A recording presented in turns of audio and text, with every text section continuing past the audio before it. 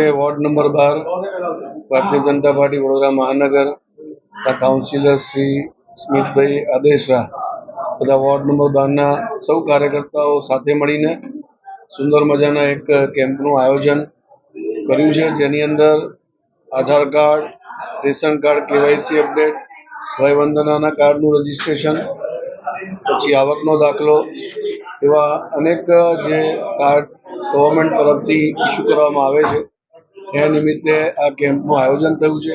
અત્યાર સુધીમાં લગભગ 2000 નાગરિકોએ આ કેમ્પની સુવિધાનો લાભ લીધો છે અને આ બધા જે કાર્ડ રજીસ્ટર્ડ થઈ રહ્યા છે અને કેવાયસી પણ થઈ રહ્યા છે એ કાર્ડ ઇસ્યુ કરીને એમને આપવામાં આવશે.